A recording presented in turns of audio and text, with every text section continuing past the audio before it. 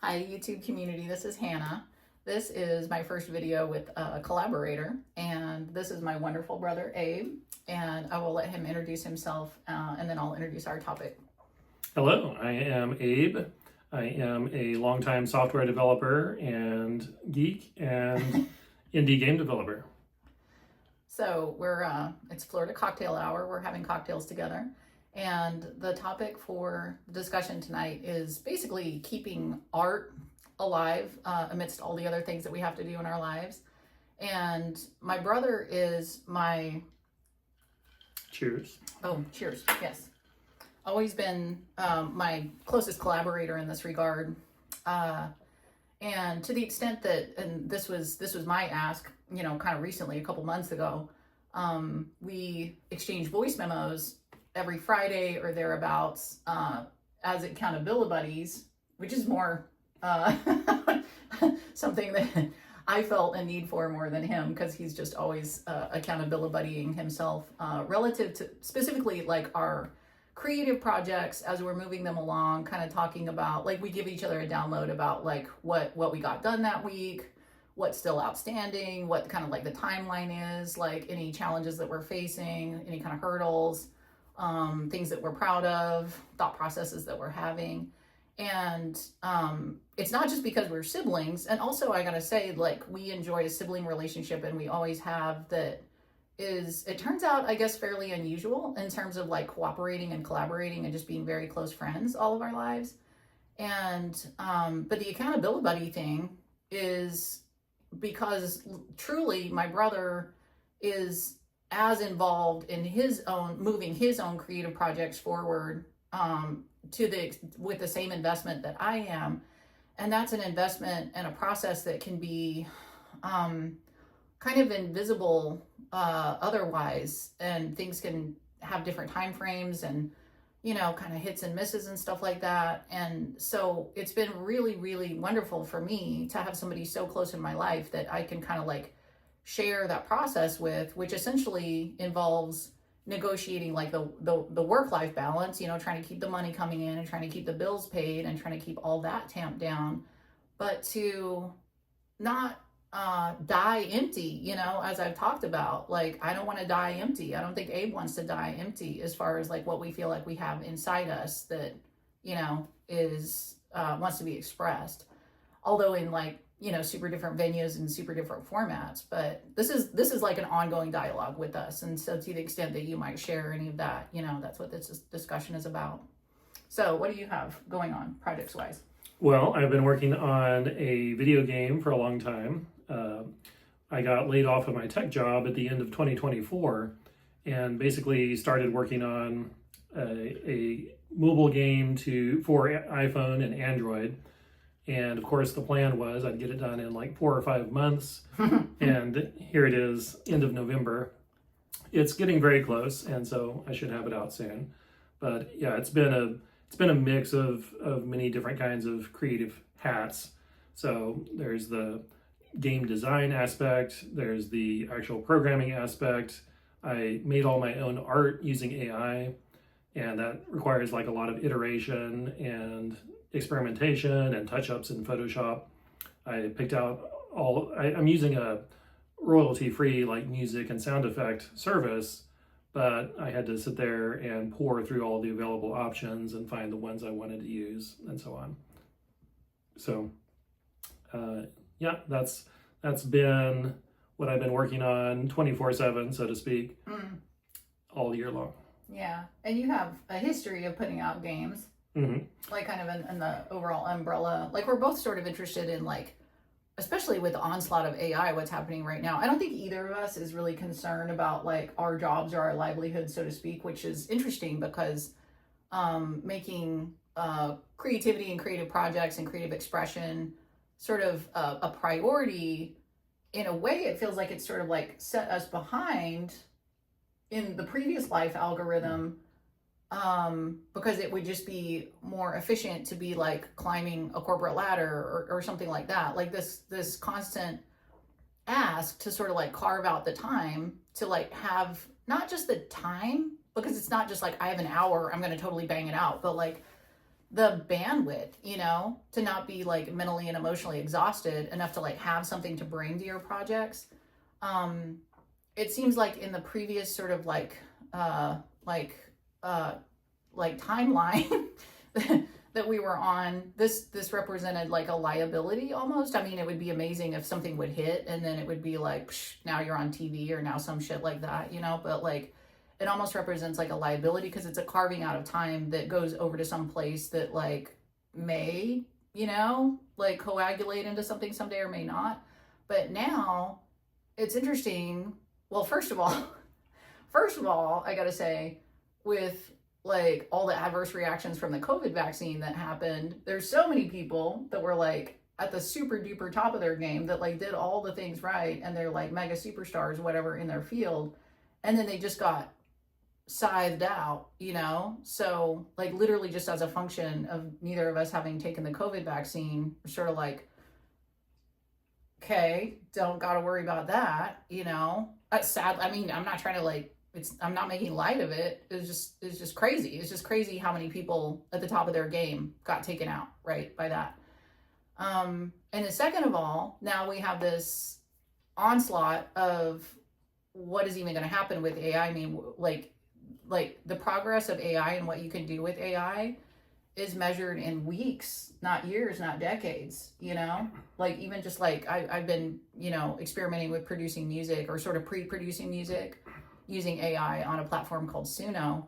And it's literally like, okay, there was some limitation I experienced like 6 weeks ago. Now I'm not experiencing that limitation. But I'm still experiencing this other limitation. And I'm like, okay, well, I'm going to give it 6 weeks and probably that's going to be worked out too, So oddly enough, I don't know anybody who's like been in the space of like offering like genuine authenticity, artistic on, in whatever realm, kind of output that is like super worried about AI, because all those folks are like, damn, what an amazing tool, but to the extent that it's been kind of like mechanical or just sort of like the accumulation of knowledge, which I'm sorry, that's been important, go to school for a bunch of years and just accumulate a bunch of knowledge, like those sectors they stand to be like pretty much wiped out, I think. So I'm not, I'm a commercial truck driver, and I'll talk about like my little like various kind of avenues in which I prefer to sort of creatively express. But like as an artist type person, I'm not worried about AI. Like I'm amazed at the tool that it offers. As a truck driver, I'm not worried that AI is going to like connect the fuel truck to the helicopter for me. Like I still got to do that, So like, what are your thoughts on all that? Totally agree. And so, yeah, for us, I would say the type of creative pursuits that we pursue are just accelerated by AI. And so, like in your case, Hannah, like you're an extremely prolific songwriter and writing dozens or even hundreds of songs, many of which were never recorded yet, never tracked yet. I have a huge bottleneck with the production process. Yeah, and so you're able to focus on what you do best, and up until recently, like you've needed the help of a sound engineer, a bass player, guitar player, a drummer, a mixer, a master, like all that. Yeah. Right. And that's all stuff that AI takes care of for you now. And you still need some of those people, but you can do so much yourself, and you can create like a near final version. Yeah. Yourself. Like we could call it a super polished demo, possibly. Mm. Right. And those demos, you can essentially like shop those around if you're looking for like a licensing opportunity. And those demos are now strong enough to where someone could say like, yeah, I want to use that song. And then you could put the human resources into like a final professional version. Which is indeed happening right now, actually, in one case. Yeah. Mm-hmm. And yeah, for me, like the whole AI and art thing is really interesting. So it definitely empowered me as a game developer. And I wanted to be a comic book artist when I was younger, and so I didn't even know that. yeah, I spent a number of years. Well, I always loved video games with a passion. But the thing was, when I was young, they just seemed like so opaque, so mysterious, and so magical. I didn't think that I, as sort of a normal person, could learn to make a video game. Yeah, like they just come from the magic video game, like Kool-Aid machine. Yeah, like we had kind of a Pong style video game at home, and of course I like opened it up, like unscrewed it and took it out, and there's just some chips and a circuit board and wires, and I'm like, how does anyone ever know how to connect all this stuff up to make Pong? So That's how I still feel. right, and of course, like you realize over time, it like all that stuff is accessible. You just have to like learn in sort of different layers. Like first off, approach the actual programming aspect, and then you sort of explore how that can be transferred onto a computer chip, and so on and so on. But anyhow, let's see, what was I saying? I was talking about AI and art and So, being a comic book, yeah. So I would have always wanted to be a video game designer and programmer had I had the self-confidence or, had the awareness that just a regular person could. But yeah, back then that just seemed so mysterious. I wanted to be I thought, well, I also enjoy like comic books and drawing. So I put a number of, like, I was always drawing when I was a kid, and I'd say I got pretty decent for being a kid, and I'm still, like, I haven't progressed much beyond that level of like a decent 12-year-old artist or whatever, but it's given me the I would say an eye for making my own art, and sort of the patience and enough technique to sit there and mess with Photoshop and things like that. Anyhow, I know what I want, I would say. And with AI art, yeah, there's nothing approaching that quality that I could ever make for myself before AI, and now I can. But for for artists who are worried about AI, I found out some interesting things along the way, just like little side notes here. So number one, it really did take me a long time of messing with AI to make good quality AI art. And I think you found the same, Hannah, with like, you don't just like boot up Suno and then 20 minutes later have your song. Like, no, it does really quirky things, and then you have to do really quirky things to tweak your input as the quirky output comes out. And you're like, why would you do that? So now I got to do some weird thing. Yeah. Right. So one thing I discovered was it still takes a ton of time investment. Yeah. Even though I'm accomplishing things with AI that art-wise that I wouldn't be able to otherwise, it still just takes a long time. And so for the past year, this game I'm making is using AI art, and so I just wanted to explore that. But going forward in the future, I'm more than happy to use a professional art team and just let them mess with AI or whatever it is. The second thing I've learned messing with AI art is, like, it's really good at like 2D art. It's getting super good at videos, making videos. It's not really good at like taking 2D art and transforming it into the types of sort of data structures or models that can be used with like a typical 2D video game.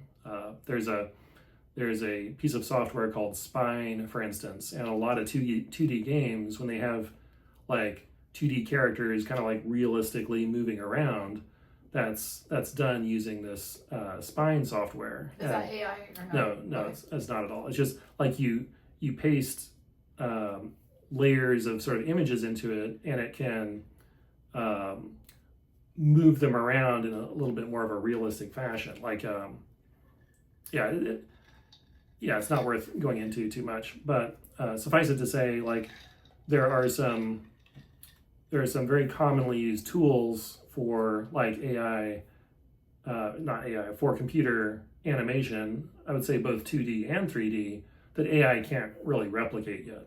So it can do kind of the two extremes. It can do the still photos or the still images, static images, and it can do the very nice videos, but I don't think it can really create like animations of a soldier running around on the battlefield at this point. And the third thing I realized is I did contact my art team I've used before in order to get a new logo drawn for my new company I've formed to launch this video game, to release this video game. And they have totally embraced AI. And so their process all along was when I used them before, like 5 years ago, I've used them several times, but like 5 years ago, they had several phases. They would sketch something and then get approval. Then they would do kind of a color drawing, like a line drawing, and get approval. And then they do what they called rendering, and they would do like a really high quality, painstaking rendering, but done by humans in Photoshop, and make like a realistic, fairly like realistic looking image, like the cover of a Conan comic book or something like that quality. And so they still do all that, but just the final rendering step, if you approve it as a client, they'll use AI for that, and they'll like cut up their line drawing, and they'll feed different parts of it into AI, and then they'll composite the results in Photoshop and whatever. And the end result is it looks better and it's faster for them, and so they charge you less money. And so really the AI art has not killed, like for this in this example, here's a good example of, it hasn't killed the artists at all, hasn't killed the video game artists at all. I would say they're probably doing better than ever. So yeah, I'm very excited and bullish about the creative potential of AI. Mm-hmm. Yeah. Your game that you're going to release is called what? Tomb Sweeper. Sweeper. Tomb Raider, but Tomb Sweeper.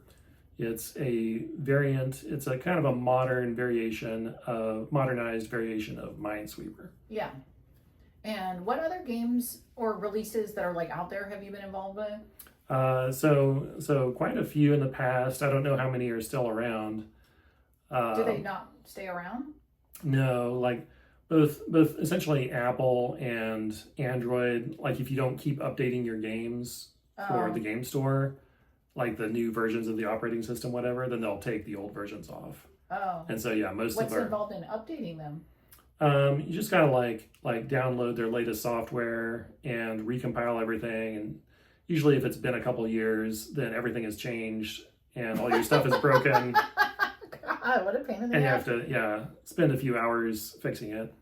So yeah, for most of the stuff I was involved with in the past, I don't think it's available any longer. The one that might be so I've released mini games, both like just solo and as a team. Sort of solo, like from a shareware game I made back in like 1993 to Damn. Yeah. Wait, that's the one that you sold. Isn't that the one you made in high school? That was even earlier. So I made 2 games. My brother made a fucking game in high school and sold it or something for like $1,500 or something. Yeah, like I think it's $1,000. 80s or. Yeah, so I made 2 cool games in high school, basically as a senior. One was a Tetris style game, and one was if you've ever heard of it might be Reversi. It's a little bit different, based on kind of a riff on Spot the 7-Up game, which was a thing back then. But they both look pretty good. I sold both of those games combined for $1,000 to Amiga World magazine. Oh. So yeah, I thought I was like, definitely my rocket was taking off back then. I was like, wow, I'm in high school. I just made $1,000. I'm a wunderkind. Yeah. Yeah. But let me hold that thought. Sure. I just gotta say that. So a little bit of like backstory.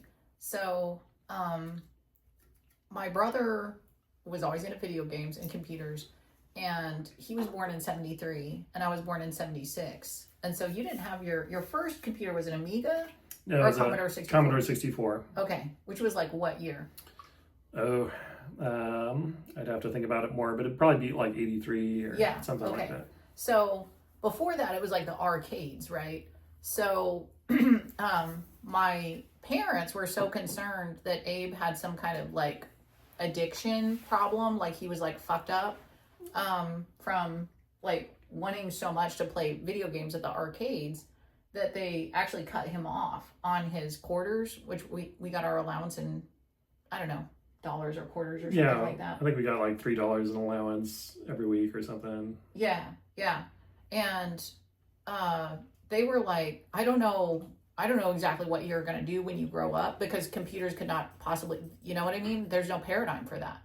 So I don't know what this is about, but like you need to like, I don't know, do normal kid stuff or whatever. And Abe was like, I want to play video games in the arcade. And so they cut you off, and then I ended up like trafficking my quarters, my allowance to him, because I was like, fuck the man. The man. You know what I mean? I didn't understand it either, and I didn't have a lot of interest. Like, did I ever play arcade games? Maybe Caterpillar, Just like a couple times. I don't think I could on the home reach computer. it. I don't think I could like reach at the arcade. I probably wasn't old enough to go in, but then we did play some video games at home, and I was into it to the whole extent that there was like a joystick that I could use. My brother would be like, "This is Montezuma's Revenge. This is like the racing game with cars. Pit Stop 2. That was amazing. Different things that we played, and then for me, just from like literally like an interface standpoint, it went to that kind of thing, whatever that is. Gamepad, yeah, dude. It's called. And I just like I was out. Like with the joystick, it was like very tangible for me, and I just wasn't gonna make that translation to be like pushing buttons to create motion like on the screen. You know what I mean? So at that point, I kind of dropped out. Yeah, it's really interesting. But anyway, like the point being that Abe has ended up being the most commercially, financially like viable, like successful person in our family that has like seen our family through many, many like difficult times and like hard challenges, like financially speaking. And all of this was like, my parents were like pumping the brakes like as hard as they could on his early interest, which it turns out that his early interest, kind of in a vacuum of other, like he didn't have a community, you know, and he would get these like magazines. We grew up a lot of places, you know, because our dad was in the oil field, but like when I was 10, you were 13 or whatever, we moved to the Navajo reservation. So, you know, he didn't have like a group of guys that was doing this. So he would get these magazines and like go into his room and program in like ones and zeros, like 6 pages of ones and zeros to create some kind of like Pong level game or something, right?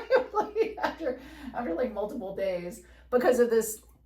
This is kind of funny because there are some elements of this conversation we're having for the first time because I hadn't thought to ask, you know, like that opaqueness, that mystery, like how do you make something, like how do you make a game? I guess you go into your room and you like put ones and zeros in, like 6 pages of ones and zeros from the back of a fucking magazine for like days on end. And like our mom is like coming in with bowls of noodles and stuff. And our dad is like, you need to go touch grass, right? And he was like totally pathologized by our parents, not like ultimately, like not once computers were a thing, they were like, oh my God, it turns out you're like amazing, you know? But still, it was like an uphill battle. They really had a tough time accepting my interest in computers. And even through high school, basically, they were always like what you should really do is just like learn a trade and have that to always fall back on, you know, plumber or electrician or whatever. I cannot imagine you. Actually, you would probably be amazing as a plumber or electrician, you know, it's like in terms of like chasing down things and like systems and like analysis and like diagnosing like where's the problem spot and everything. But I don't think you would be happy. Mm-hmm. So yeah, I feel compelled, just for the record, to say it's not exactly ones and zeros. They were hexadecimal bytes. So. What the fuck is that? So, which represented ones and zeros, but it's just computers run on what you would call machine language, and what we could write down as like sort of mathematical instructions is like A equals B plus C, that type of thing. It is essentially all gets translated down into pure numbers, and to type those games. So the games, someone else programmed those games in more of an abstract, more understandable, like assembly language, it would be called, or a source code. And then to conserve space in the magazine, those programs would be compiled into the pure numerical instructions that the computer understands, the pure machine language. And then those would be represented on the page. They'd be written on the page as using a base 16 numbering system, where digits 0 through 9 are 0 through 9, and then digits representing 10 through 15 are represented using the symbols A through F. So yeah, it was a base 16 numbering system I typed in. Okay. I mean, nobody cares, but yeah, just to set the record straight. So how many computer languages did you learn before you ended up creating your own? Quite a few. Because How many are there? Oh, infinite. Really? Yeah, I mean, not literally, but there's like the main ones. So I learned several variants of BASIC. BASIC is sort of a beginner's language. That's what I programmed my initial games that I sold to Amiga World magazine in. There's machine language, which does count as a language. There's different types of processors have different machine languages. So there's like the Commodore 64 had one, and then the Amiga had a totally different one, for instance, and like modern Macintoshes have like a totally different one. And then each of those machine languages has an assembly language, which is like the slightly easier to understand pseudo-mathematical, pseudo-English representation. Most people in the world today, if you're programming something for the operating system, you use a language called C or C++ or Rust. If you're programming for the web, you're probably using JavaScript or Java. Wait, what was the C+ ones were for if you're programming for what? For something like on the operating system itself, something's Oh. kind of like an app that runs locally on the computer. Okay, But but it's then like- like Java is for the web, Yeah, so for multiple More operating or less, systems. yeah. Okay. yeah.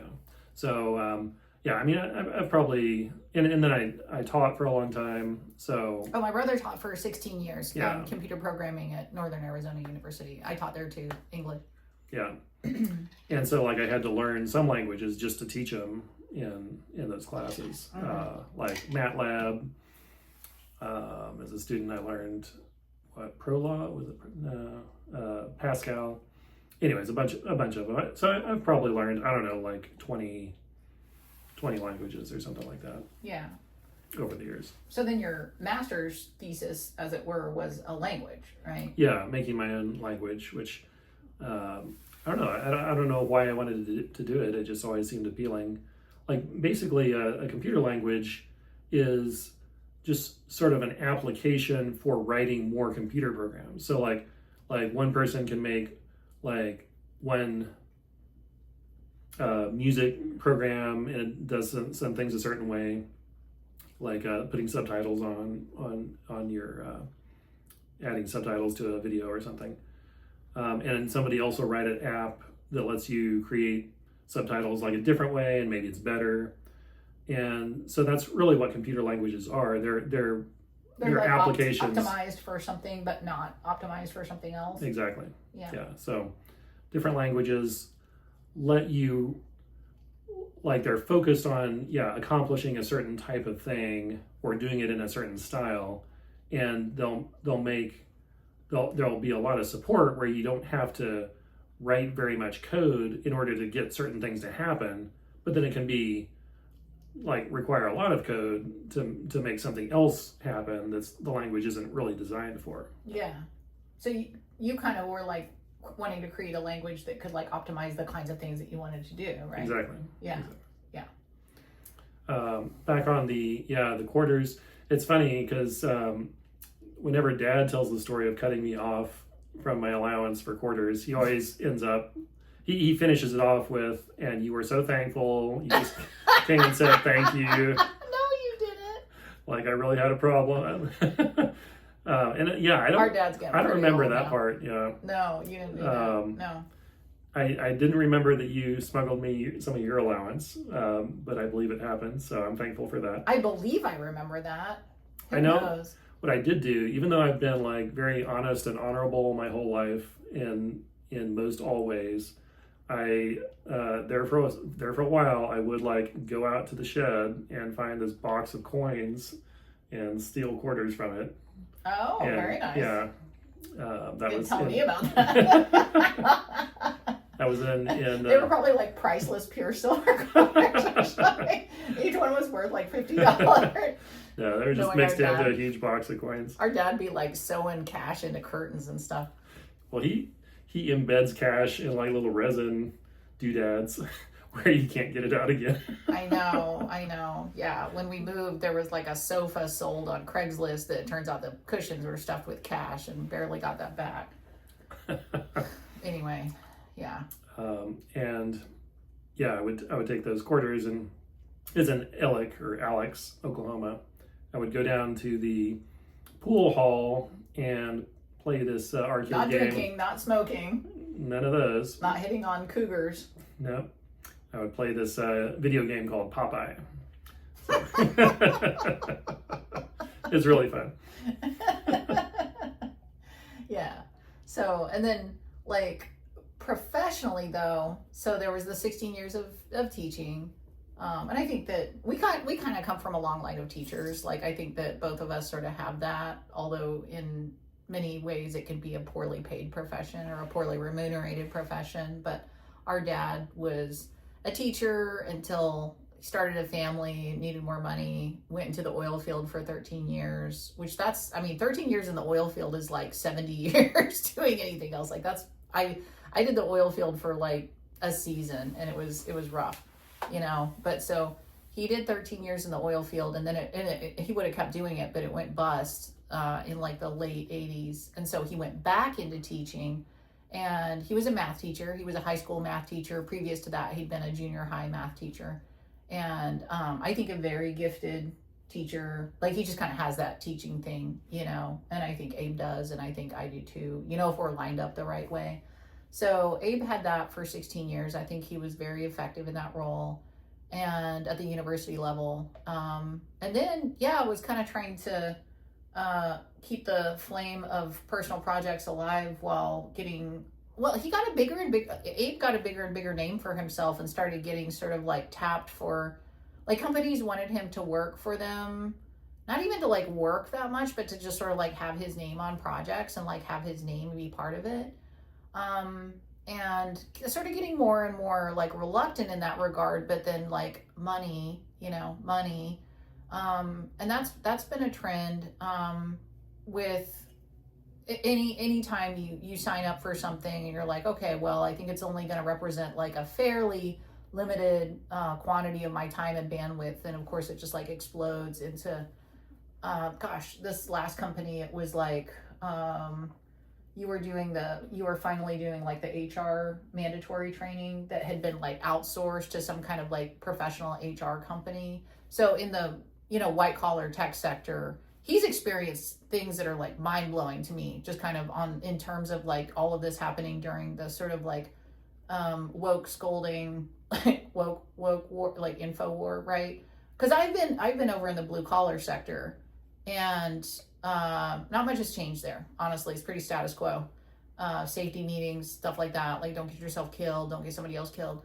But yeah, like Abe had kind of really finally wanted to try to exit himself from this kind of like time conflict and just focus on his own stuff. But then an opportunity, at first, it always starts for him, this stuff, not for me, but like for him as a sort of like contracting type opportunity, just like project based, right? Where your friend was like contracted with these guys and they already worked together, and he was like, I have too much work. It's like $5,000 a week or something. Like, can we do this? And then the company's always like, oh, we need to bring you guys on full time. This has happened multiple times to AIM, where the company's like, sorry, we got to bring you guys on full time. Like, what's it going to take? Like, give us a number, you know? And so Abe was like, you know, gives him a number. And then they're like, okay. So then he's kind of like reluctantly part of this. Okay, that's fine. Helps financially. But then he was given like sort of a deadline to do the mandatory, also outsourced, just some HR, you know, this is what they do for white collar tech things, like HR training. And it was like finally doing it kind of at the last minute and like sending me screenshots and stuff. And it was like this super like Kobayashi Maru of like, of like ultimate like final boss woke shit, you know, nothing to do with his job. This is like what he's got to do to just like do this thing that he wasn't even that invested in to begin with, you know what I mean? But they're like, okay, so there's like 3 different kinds of like official victims. They don't call them that, but like they're like rank that like and there's a scenario and they interact with each other in these ways, you know. So there's like a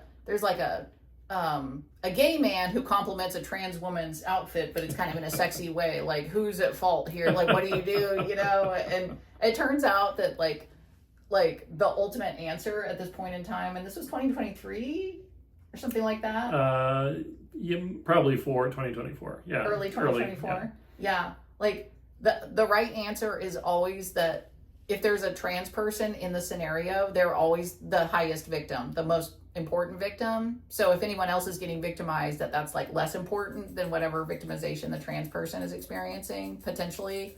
And this trans person could be experiencing victimization based on their trans person status, even if they haven't changed their name, even if they haven't changed their manner of attire, even if they haven't changed their like hormonal, like I could just right now say that I'm a man, and then someone could object to that, and I'm the ultimate victim. And this was like what his HR training was about.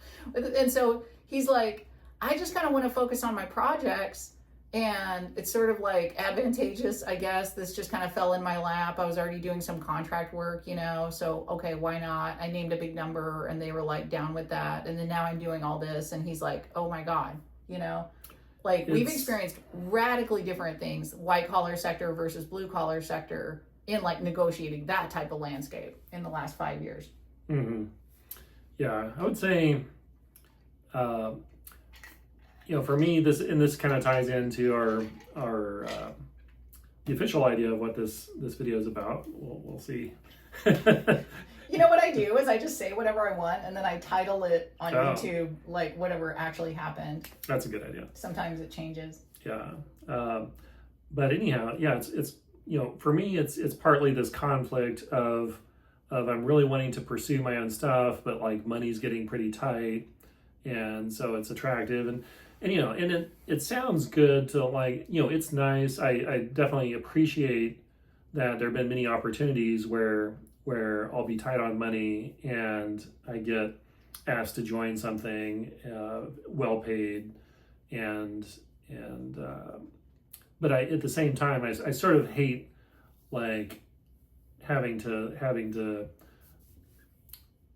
what's the word, like drop my indie projects and do all that stuff. So yeah, going back to a new tech company, even though well paid, but knowing I'm kind of committing myself for a while, it popped in my head. I don't really have this direct experience in life, but I feel like it might be like it. Like it kind of feels like going back to a super hot ex, and you know it's like a bad idea that's not really going to work out in the long term. Yeah, exactly. And so yeah, there's like it, you know, it all sounds great on paper, but yet there's a little disappointment. Like, oh man, I'm kind of sad to be giving up my creative freedom again and being kind of like locked into like getting this other stuff done. Yeah. So, the game should be released, I think, like shortly after Thanksgiving. Yes. So my current ETA for the past month has been day before Thanksgiving release. Given that it's already the 11th, I think it's becoming unlikely I'm going to reach that. But 100% sure by Christmas. So yeah, possibly in early December. I think it's interesting. Like, there's so many things you find out like ChatGPT is like really useful for. And so I just had a discussion with it about, given these different factors, what would be some good release dates for me, an independent developer with da-da-da. And I think the other one it gave me was like December 6th would be the next good one after, for reasons XYZ. Yeah. So if I don't make November 26th, I think it is, then December 6th maybe. But that's pretty close now too. So I don't know. And yeah, the game's fantastic. It's looking great. It's playing great. The gameplay is all done. I don't even like games, and I like it. And it's just been like all these like little tying up all the final details, getting log in with Apple, sign in with Apple, sign in with Google, sign in with email. Create a Duns account. Create a Magic Link. Create a scoreboard. Yep. So yeah, all those like little last details have taken up quite a bit more time than I thought. Yeah. But I'm very satisfied with the game progress, and I think it's going to be a good game. Oh, for sure. Yeah, for sure. So yeah, sometimes my accountability buddy like voice memos, which again, Abe doesn't need those so much. I feel like I need them more, like Fridays or like a Friday time frame. Like sometimes Abe will end up giving me like a incredibly like in-depth in-service on like why color pixels work the way they do. They'll be like 45 minutes. You're welcome. No, I learned all kinds of stuff, Yeah, so. Yeah, and I would say like it's definitely useful for me too. Like sort of a case in point. Like when I joined this company I was with throughout 2024, I did, of course I did have some spare time to work on projects, but I ended up working on stuff that was like a little more like pie in the sky, like, oh, it'd be cool to do this or that. And when I got laid off, is like kind of a reality check. I was like, wait a minute, like that's not stuff I need to be working on at all. Like, I wish I need to do this instead to like as the shortest path to getting something out the door. And so I wished I had spent the free time I did have doing something different. But to tie it back into what you're saying, I think having someone that you're accountable to, even if it's just totally friendly and like we're not each other's managers or anything like that, but having to kind of like summarize what you're working on. Yeah, you just have to like say what happened or what didn't happen. Yeah, and kind of like justify it in a way. Like if I started talking about something that's really no point to it, then if I had to actually say it out loud, I might be like, well, wait a minute, why am I even like working on this? But and I found that working at companies, like I'm usually a programmer and there's a product manager I'm accountable to and making reports to. And it's interesting because the product managers don't really do much themselves in terms of any actual work on the product, but they're there to sort of like where are we at? Yeah, keep everyone on track. Yeah, and just knowing that tomorrow I'm going to have to explain what I did today. Yeah, really does. It really is sort of beneficial in help keeping me focused on what's important. Yeah. And then secondly, along the same lines, I think talking about things out loud helps you. Sometimes you realize a solution to something you were a little bit stuck on. That's happened to me a million times. Or something that I was forgetting or thinking about wrong. It's not until you verbalize it that you're like, oh, Yeah, or some kind of like little problem why it's not going to work out that Yeah. you didn't even realize Yeah. until you said it out loud. Yeah.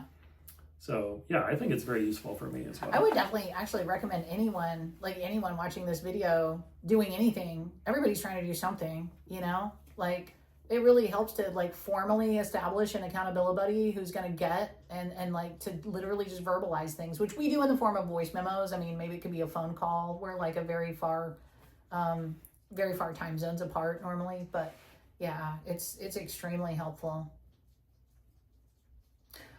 I was curious if you might want to speak to Axor, and then there was another thing. Oh, there was another thing. It slipped my mind. I can't think of like that I wanted to like ask you if you would speak to, but Axor is the more kind of involved. It's a game that he's been working on for a long time, and he decided to do this Tomb Sweeper one more quickly to get that out and kind of like go through all of these sort of like little hurdles that are involved in like establishing, you know, because it was what's Perilous Quest is the name of the sort of like my new company. Yeah, Perilous Quest is the name of the company. So it was like this was easier to like create and put out, and it's going to be created and put out. And Axor has been kind of a more long-standing, more involved game. So this is called Axor the Mighty. Axor the Mighty. And this is funny because we kind of had like we've like collaborated in many ways many times over the years. So in 6th grade I learned how to bind books, and it was really fun. It was a project in school, you know, and you just get like, you know, you write a story and illustrate it or whatever, and then kind of sew it together in a certain way and like cover thick cardboard or whatever with fabric and like create, you know, this was the project, like create a bound book. And I've always been crazy about books, and so I think I suggested, or maybe you I don't know who suggested, that we write a book. And I was like, I'll write one chapter, you write one chapter, you know, we'll just switch off. And it's only in hindsight that you realize how influenced you were by things like The Karate Kid and Conan the Barbarian. And you don't realize that you're just heavily being influenced, because essentially I think maybe the first project was, what was our absolute Karate Kid ripoff? Ho Hum Yang. Ho Hum Yang's Wisdom of the Ages. That's what it was like. We didn't even know that we were doing a Karate Kid ripoff, but we were switching chapters, you know. And then either before or after that, we both grew up reading a lot of Marvel, specifically comic books, and lots of Conan the Barbarian comic books. And so we, again, not even realizing we were like ripping stuff off, we created a figure called Axor the Mighty. And we switched off chapters, you know, and we would each write something, you know, amazing that Axor was doing. And we would kind of try to set each other up for like something hard. And then it turns out Axor can do anything, so it's not that hard, you know. And then the actual ending to this whole project was when Abe finally got his first computer with a keyboard, and he wanted to type stuff. And he was like, let's type everything now. And I was like, I didn't know how to type, and I was being like resistant to it. And I was like, no, let's handwrite it, because all this had been handwritten. And then we had that was our first, you know, like like partnership falling out, like seeing things different ways.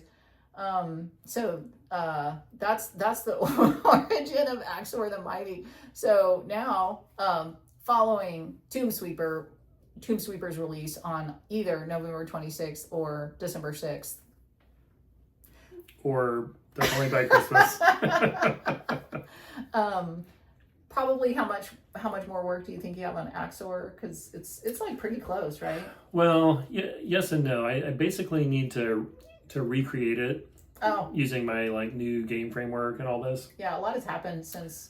And I never actually, so in the old version, like I could basically port over most of the old stuff I had with minimal changes, but I do want to make some changes.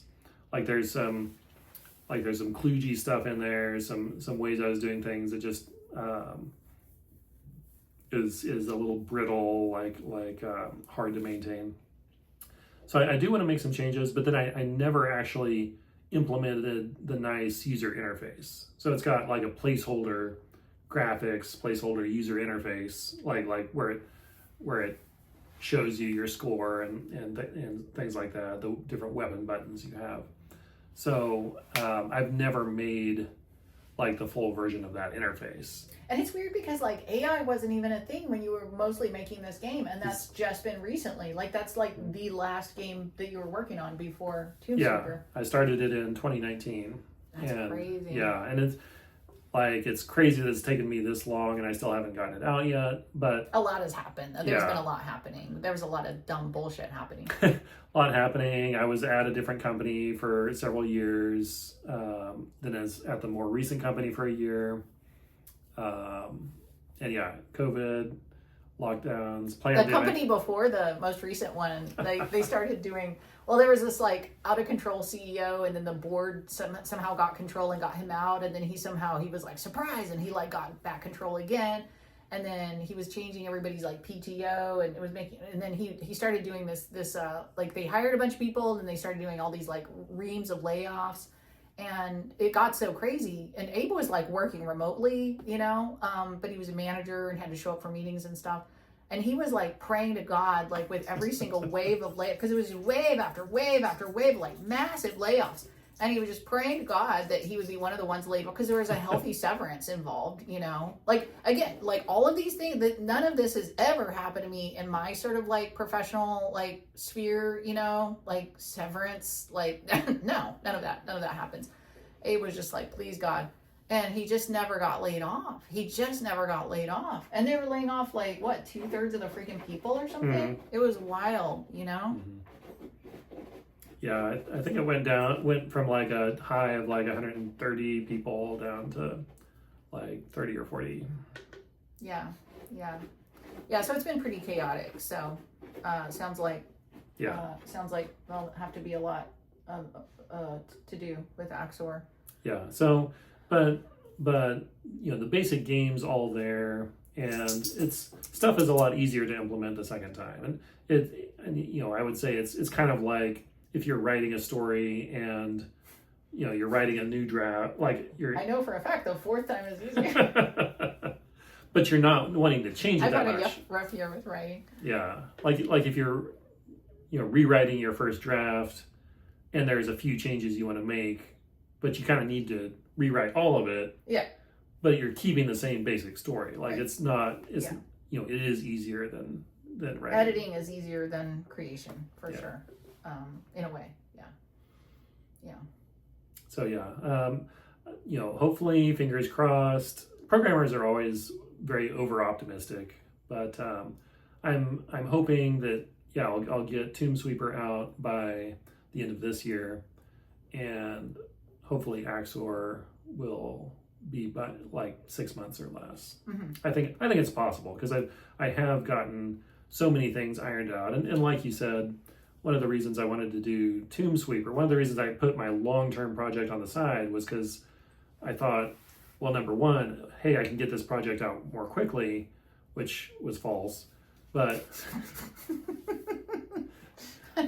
check. Yeah, or more quickly than I thought, but also that I can use this Tomb Sweeper project to kind of work out all the kinks in like my new game framework, my new programming framework, and all this.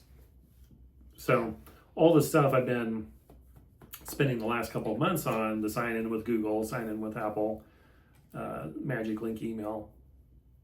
That can all be. That's like one time. That's all done. It's super easy to like adapt it for Axor. So there's a lot of infrastructure I've got finished because of Tomb Sweeper that'll give me a big head start, or not a head start. It'll just take a lot less time to do Axor.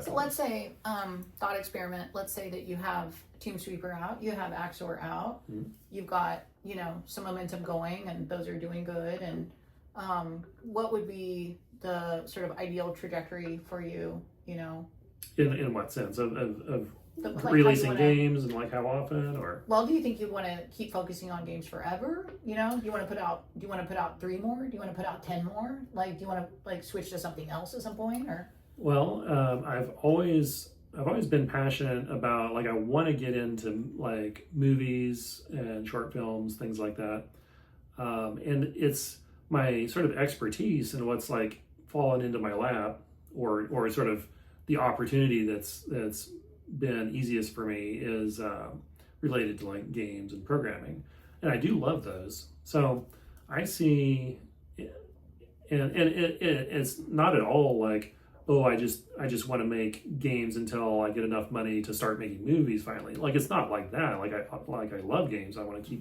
keep doing those as well, but I would also like to make some movies, make some stories. Yeah. Another thing that happens in our voice memos is that Abe will be like, he's a total media file, right? So he'll be like, I watched this and it was really good, and he'll like run it down. Or he'll be like, I watched this and it started out good, then it kind of got bad, and then he'll run that down. Or he'll be like, I watched this and it was really bad, and I finally tapped out on episode 3, and then he'll run it down. Like, it's really interesting to analyze, and this is just, but neither of us is like, well, I guess in writing, I'm like somewhat involved in this, but like, you're not currently producing any like movies or shows, right? But to constantly be sort of, just because we want to and he wants to, you know, to be like, analyzing in story and in writing and in characters and in arc, like what is it that works and what isn't in pacing, like what works and what doesn't, you know? And it seems like all of these chickens sort of, good girl, all these chickens sort of like come home to roost eventually, like if you just kind of keep like following your, you know, like developing your projects as you can. It's like everything that you've ever cared about is going to sort of like come to bear at some point. You know, you can't like start caring about story and pacing and writers and character development and plot like the minute you start like involved, you know, being involved in that kind of like world. So a lot of your attention goes that way for sure, you know, a lot of your bandwidth. I just thought of something interesting. I hadn't quite framed in this way before. So a lot of the games I want to make, it's not like I don't have an urge to like rip off the popular games and make my own version, try and get a cut of that. But what I do have an urge to do is take a game that like I really enjoyed, that's just like no longer available, it's out of date, or it had some kind of flaws in my mind that I think it would be a lot better if it was changed in this way or that way. And so a lot of my games that I want to make are essentially inspired by other games, but I want to make the version, like the modern version that I want to play. Like, that's what I wanted, yeah. Yeah, and really that's part of my motivation for like say like movies and TV shows. It's like these days there just aren't that many like say sci-fi movies or zombie movies. There are some good ones, but I feel like there just aren't that many good ones these days, and I feel just almost compelled to like I wish I want to make the types of like movies and TV shows that I wish were already out there so that I could watch them. It's very selfish. I know. So they could not be like, no, like, no, why did you do that? Yeah. Yeah. Ultimately, I see it just being a sort of a harmonious blend. I think anything with like a movie, you know, it depends. Like, am I going to try and write a book and, you know, get that like world kind of established and then make a movie? I don't know. But if I'm involved with like movies as a producer in some way, you know, probably like overarching kind of like, you know, I think like showrunner kind of nails it for TV shows, and for movies, you know, you call it the director, call it the producer, but still sort of like showrunners, the overall like I don't need, you know, I don't want to act in a movie. I don't want to necessarily be writing the script or writing every episode for a TV show, but I want to sort of guide it. Yeah. Yeah. And I'm open to other input. I love working with other people And I end up doing like so much of my stuff solo, but I really do love collaboration. And so like nothing would please me more than to be able to sort of provide a framework Yeah. and get like other great people, like creative people who, we can kind of build a creative vision together and make something cool. So I think ideally, like I would be involved in like movies and TV shows as a sort of an ongoing thing that takes up some of my time, and that the rest of my time, for a while at least, would be making games, because I still have mini games that I want to make. Yeah. That's kind of how I feel, like on a much more micro level, like where I just kind of started this YouTube channel. I just wanted to facilitate for myself, if no one else, the kinds of discussions that I'm hungry for, and that I find interesting. And then there have been just a rash of amazing comments lately that are like affording me the opportunity to have these kinds of back and forths that are just so intellectually stimulating and far reaching, and about the stuff that I care about. And now I get to like facilitate something where I get to have this kind of conversation. Like, it makes me really, really happy. And I'm the same way. I would like to facilitate things that feel like this more often, but I just end up doing it by myself, kind of necessarily. So I think maybe we will wrap up like shortly after this, and then we could just Sounds good. we could just do like a episode 2, Certainly. and talk. There's like probably multiple episodes. Like, I'm visiting Florida for quite a while, so this is gonna be fun. But there's Tomb Sweeper, it's gonna be released soon. There's gonna be Axor the Mighty that will be shortly. But then the next one that my brother wants to work on is a text-based game, and Text adventure. a text as they call adventure. it. Yeah. And this may or may not happen, but we talked about possibly collaborating, because I really like to write and create scene. I'm like great at creating scene. And in fact, I'm so great at creating scene that sometimes with my longer form writing, I get myself painted into a corner, because I, need to like get like sort of bone up on my sort of like outline structure, my structure, because I'll just get really, really crazy about creating scene. But it could happen, could not happen, but it could be a neat sibling collaboration in terms of, some of that content for a text-based adventure. So that could possibly be like the next thing out the chute, right? Yep, that's the plan. Yeah. So, I think that I think we still have a lot more to talk about, and I'll create, a next episode, and if Abe is like willing. Absolutely. And I really appreciate your time, as always. My best friend and accountability buddy that helps me, have a forum within which to sort of like unpack, realize my own thoughts about the process, and hopefully the same, For sure. Any other thoughts? No, I think we've covered a lot of good ground, and I think so. Yeah.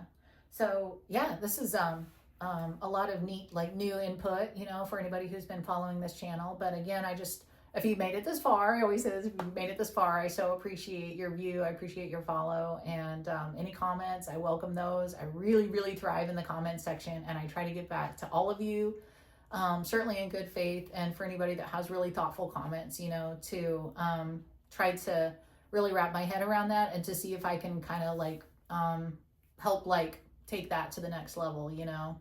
Comment section is my favorite. So anyway, have a wonderful evening or day wherever you're at. Take care.